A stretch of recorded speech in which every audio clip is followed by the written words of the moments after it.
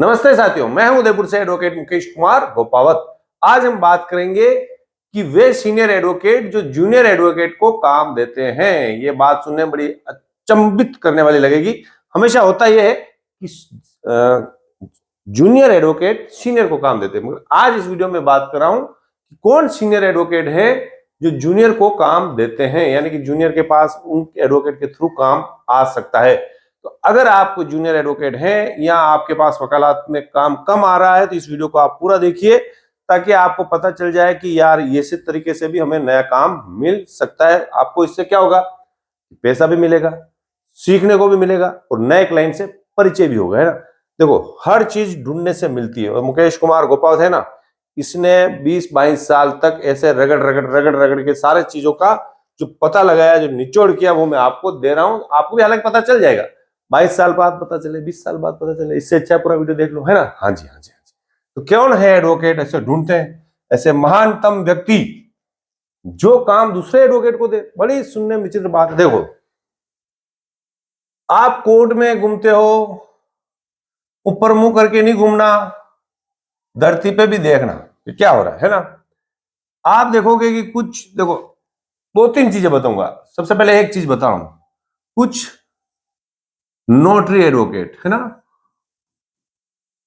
जो हमेशा एक जगह पर ही बैठे रहते हैं, हिलते ही नहीं है। बाथरूम करने जाते हैं तो भी उनको लगता है कि यार मेरा ग्राहक दूसरी जगह नहीं चला। देखे ऐसे एडवोकेट? हाँ जी। हमेशा आप कोर्ट में घूमोगे, नहीं तो कल सुबह जाके देखना, कुछ एडवोकेट ऐसे होते हैं जब आप जाओ उस समय बैठे होते हैं, आओ तब बैठे होते हैं, ऐसा हमेशा। यहां तक कि वो बिल्कुल सीट नहीं छोड़ते, है ना। जो बिल्कुल सीट नहीं छोड़ रहा है, उसका कोर्ट का काम कौन देख रहा है, ये पता लगाना पड़ेगा। जिस दिन ये पता लगाने की विद्या आ गई, काम ऑटोमेटिक आएगा। देखो, नए काम कैसे प्राप्त करते हैं ये सारे वीडियो में मेंबरशिप में बताता हूं, मगर आपको ये वीडियो फ्री मिल रहा है ना, क्योंकि नए एडवोकेट के पास अगर काम नहीं आएगा तो वो भाग जाएगा, और भाग जाएगा तो फिर उसकी पढ़ाई सारी बेकार हो जाएगी। तो मैं चाहता हूं कि वो कोर्ट में टिका रहे, इसलिए आज डाल दिया कि चलो बिना मेंबरशिप में डाल देते हैं ना। आप भाग्यशाली हो कि ये वीडियो आपको मिल रहा है।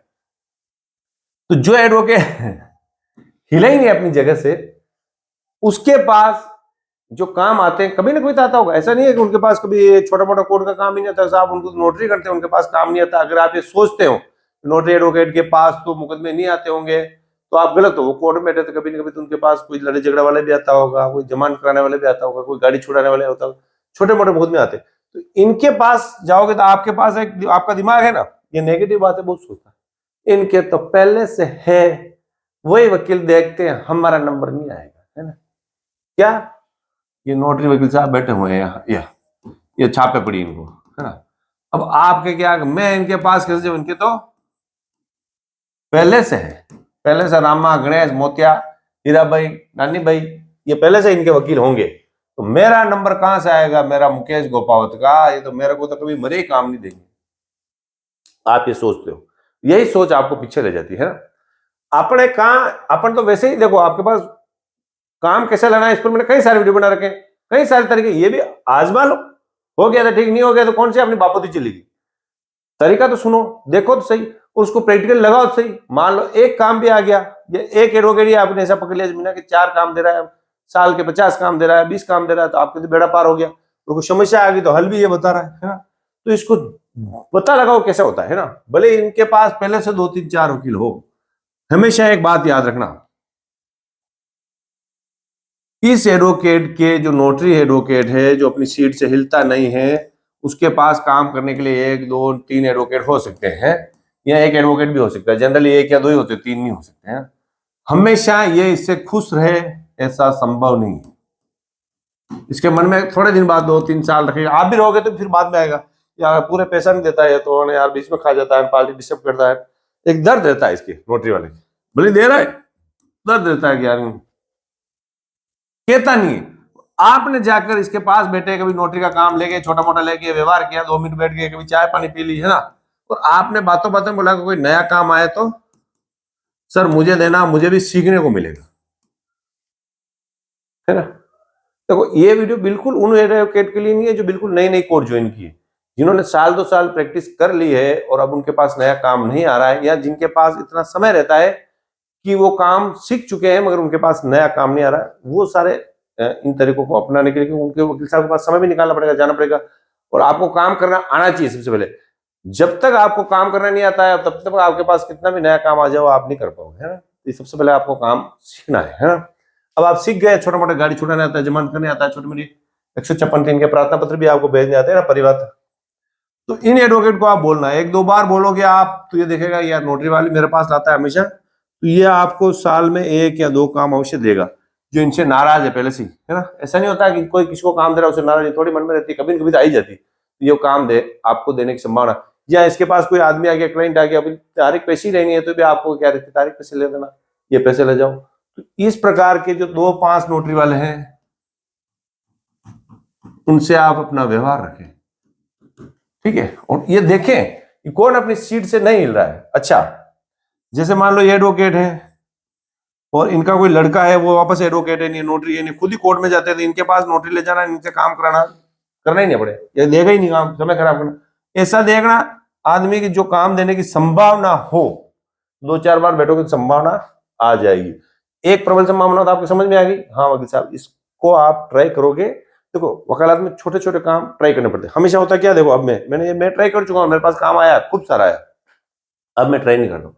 अब तो मेरे पास जो क्लाइंट आता है उससे मैं उसकी समस्या सुनने के भी पैसे लेता हूँ पहले, कि आपको कोई समस्या सुननी है तो मेरी फीस नॉर्मल फीस है 1100 रुपए, तेरी बात करने के मैं पैसे लूंगा, बता तेरी क्या समस्या है ना। तो पर पहले तो ऐसा नहीं था, पहले तो मुझे 1100 रुपए के लिए तो मैं 4 दिन लगा देता, 5 दिन लगा देता, मुझ में ले लेता पूरा। तो वो स्थिति जब आप किसी मामले में स्पेशलिस्ट हो जाओ, यानी कि आप किसी मामले में आपको विशेष योग्यता आपके अंदर आ जाती है, तो क्लाइंट आपके पास ढूंढते आएंगे। अब मेरे पास कई सारे एडवोकेट भी क्लाइंट को भेजते हैं। क्यों भेजते हैं? कि मुझे कुछ काम जो अच्छा आता है उनको लगता है इनसे करवाना चाहिए, है ना। या मेरे पास भी कोई काम ऐसा आ गया तो मुझे लगता है कि यार मेरे से ज्यादा वो एडवोकेट अच्छे हैं, वो अच्छा कर सकते हैं, तो मैं भी उनको रेफर करता हूँ। तो ये चलता रहता है। पर ये कब चलता है? जब आप किसी चीज में महारत हासिल कर लो। शुरुआती दौर में आपको जो मैंने तरीका बताया वो आपके ज्यादा बेहतर रहेगा। और जो मेंबरशिप की वीडियो है उस मेंबरशिप की वीडियो में मैं हमेशा यही बताता हूँ कि नए क्लाइंट कैसे लाने, ताकि आपका दिमाग सिर्फ कोर्ट में ना दौड़े, सिर्फ पढ़े में ना दौड़े, आपके भविष्य की तरफ भी जाए कि हाँ मुझे वकालत करनी है, मेरे पास नए क्लाइंट लाने के ये तरीके हो सकते हैं और यहाँ से काम आ सकता है, जिनके बारे में आपने ना कभी सोचा ना आपके बॉस ने कभी बताया, है ना। तो उन तरीकों पर भी आपको ध्यान देना, या आपके बॉस से पूछना है। जो अच्छे एडवोकेट है वो बताते हैं, जब बाकी ज्यादातर एडवोकेट नए क्लाइंट कैसे लाते हैं कभी बताते ही नहीं, है ना। तो एक विद्या आ गई आपकी, ये कौन सी वाली? नोटरी वाली, जो हिलते नहीं अपनी सीट से, देखना कोर्ट में। अब मैं दूसरी विद्या आपको बताऊं उससे पहले मैं थोड़ा सा अपना ऐड कर लेता हूं। देखो अभी मैंने क्या बोला कि जब तक आपके, स्पेशल बात बताऊंगा, छोटी सी ऐड की बात, जब तक आपको काम करना नहीं आता कोई व्यक्ति आपको काम नहीं देगा। उसने एक बार आपको काम दे दिया, आपने उसका काम बिगाड़ दिया, या सारा पैसा आप हड़प गए, या आपने पार्टी को उसके विरुद्ध भड़का दिया, ऐसा कुछ भी काम कर दिया, यानी पूरी मुर्गी खा ली अंडा नहीं खाया, नहीं आएगा नेक्स्ट बार का। अंडे खाने की कोशिश करो, है ना। ये बात ध्यान रखना हमेशा। जो लाया है उसकी कभी बुरे मत करो, जिसने काम दिया है सर्विस वाला उसको रखो, फीस तय करनी है उसको बीच में रखो, जो आपके लेन देन की बात हो उसके पैसा उनको देना, फिर उनसे जो आप लो, तो आप रेगुलर चलोगे। कुछ साल तो ऐसा करना ही पड़ेगा, बाकी नहीं यार 10,000 नहीं देता बड़ा वकील साहब ने क्यों दूं, वाह 10,000 ले लो, फिर नया काम नहीं आएगा, है। अब मैं ऐड जो कर रहा हूँ बता रहा हूँ कि अगर आपको कोई काम नहीं आता है और आप नए नए सीख रहे हो, तो इस किताब में आपको फौजदारी मामले के सारे प्रार्थना पत्र अभियुक्त रूप से, चाहे वो नया मुकदमा करना हो, चाहे गाड़ी छुड़ाना हो, किसी आदमी को छुड़ाना हो, कोई गवाह पेश करना हो, बयान मुलजिम कराना हो, लिखित बहस हो, वो सारे प्रार्थना पत्र कैसे लिखने हैं इसमें ड्राफ्ट दे रखे। लिखते समय क्या क्या सावधानी रखनी ये रखना। प्रैक्टिकली दूसरा एडवोकेट आपका क्लाइंट खा जाएगा, एपीपी साहब कार्यालय में क्या करना है, पेशकार क्या बदमाशी कर सकता है, पुलिस वाला क्या बदमाशी कर सकता है, सारा कुछ इसमें पॉइंट बनाकर मैं लिख रखे, है ना। उनको भी ध्यान रखना। उससे जो आप प्रार्थना पत्र लगाओगे, किस प्रकार से आपको फौजदारी वकालत करनी, सारा इसमें मैंने बता रखा। और उसमें आपके प्रार्थना पत्र के संबंध में, या जो आप कोर्ट में लिख के दे रहे हो उसके संबंध में 3-3 जजमेंट भी दे रखे। कोर्ट में लगने वाले सभी प्रकार के फॉर्म कैसे भरने हैं, खाली भरे हुए उठकी बता रखे। कुछ प्रार्थना पत्र आपको समझ में नहीं आ रहा है, इसमें मैंने QR कोड दे रखे हैं, उससे भी आप वीडियो चलाकर भी देख सकते हो कि वास्तव में साहब क्या कहना चाहते हैं। ये बुक हिंदी और इंग्लिश दोनों माध्यम में उपलब्ध है। हिंदी वाले चाहिए तो 750 रुपए में, ठीक है ना, यानी कि 750 रुपए में आपके घर आ जाएगी, डिलीवरी चार्ज फ्री है। और इंग्लिश वाले हैं तो 740 रुपए में आपको ये बुक मिल जाएगी, है ना।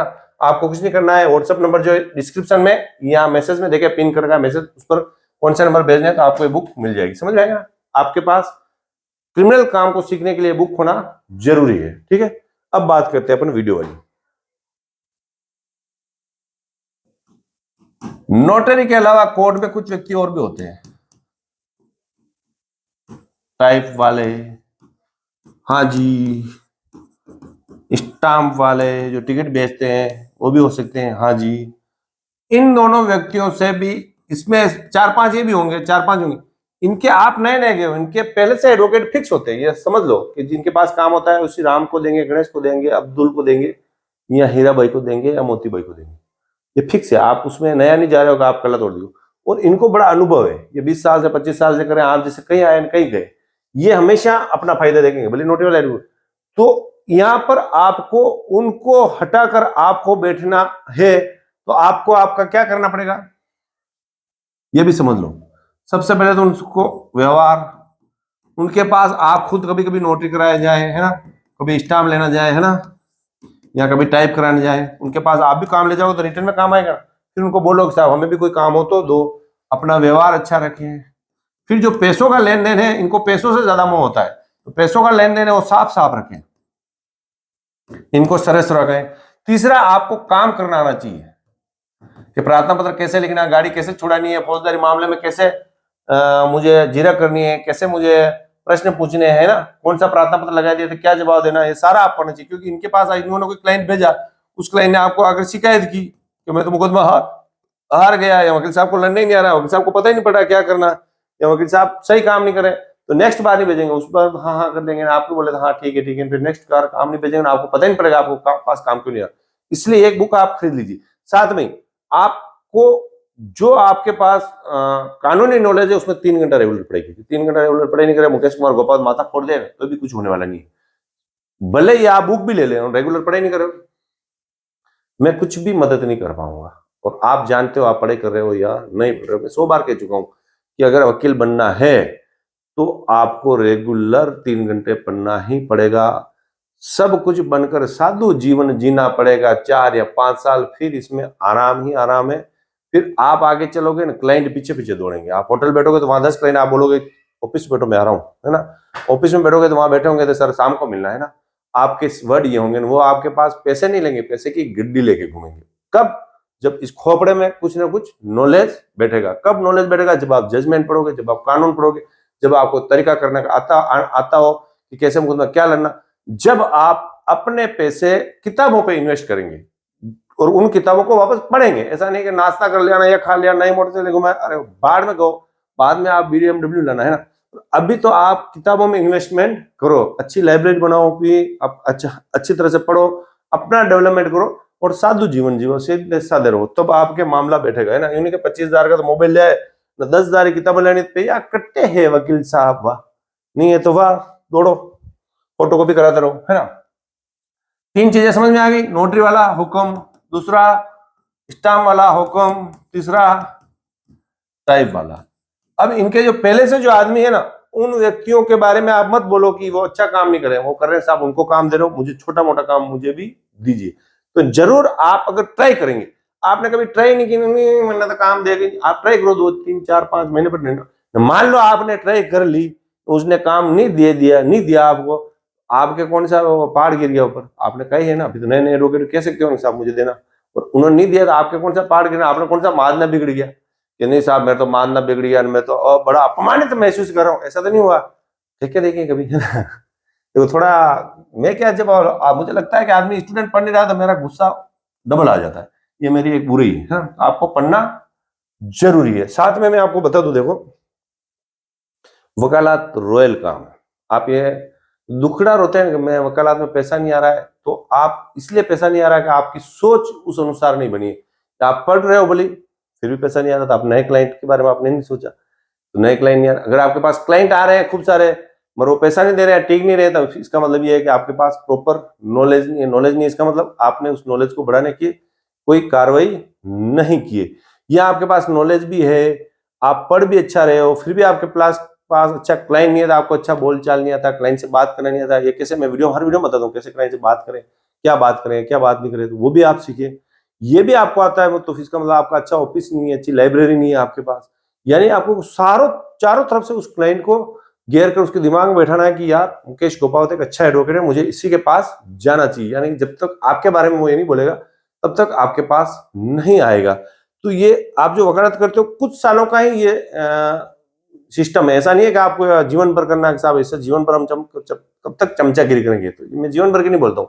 आपको 2 साल काम सीखना है, इसके साथ साथ 2 या 3 साल यानी कुल मिला के 5 साल मान लो आपको नए क्लाइंट के बारे में सोचना चाहिए। फिर क्लाइंट इतने आएंगे कि आपके पास समय नहीं होगा।